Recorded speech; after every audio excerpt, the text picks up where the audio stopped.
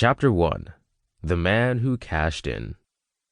Last month, I found myself sitting next to a multi-millionaire on the 56th floor Horizon Club lounge of the island Shangri-La, Hong Kong. He made no attempt to hide the fact that he was swimming in money. I just wouldn't have thought that he made it all from Bitcoin. This is how he did it. Mr. Smith, who asked me to hide his real name, has been traveling the world in ultra-luxurious style for the past 4 years. He only flies first class, remains specifically in 5-star suites, and hasn't cooked since Thanksgiving. In the past 30 days, he's gone to Singapore, New York City, Las Vegas, Monaco, Moscow, back to New York City, Zurich, and now Hong Kong. Never a dull moment, he says, lifting his glass of champagne in a Gatsby-esque salute. After completing college in 2008, Smith landed a decent job as a software application engineer for a big technology company in Silicon Valley. He was a very good staff member, close with tons of his coworkers. It was through one of these similarly geeky good friends in July of 2010 that Smith initially heard about Bitcoin, shortly after its first major cost boost, when the cryptocurrency valued significantly from $0.008 to $0.08 throughout 5 days.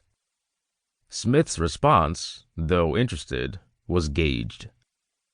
That cost dive actually got my attention, but I still waited several more months right before investing. I wanted to discover more about the underlying technology first. By October of 2010, Smith was all set to leap in. I had no clue how much to invest, but I was earning money pretty well at the time, so I selected $3,000.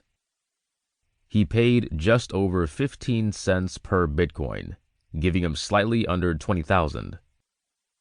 At the time, expecting any sort of return was a moonshot. Even in Silicon Valley, simply mentioning Bitcoin was enough to raise eyebrows.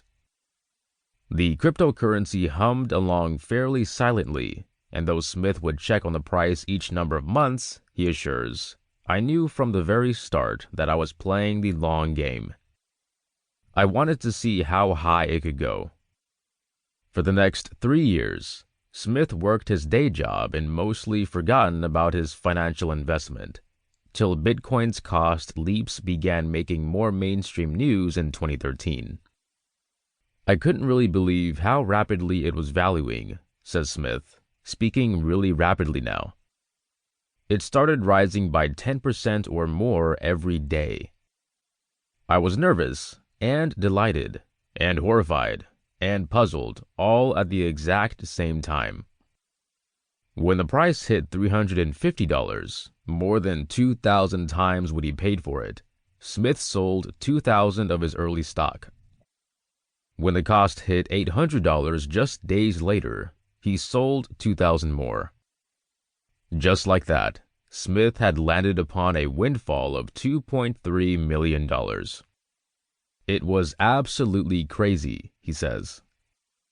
I stopped my job and left on a round-the-world trip the following week.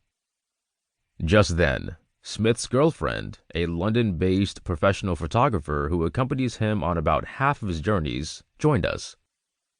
He's continuously talking about Bitcoin, she said, shaking her head. If he starts talking about it, he'll never ever stop.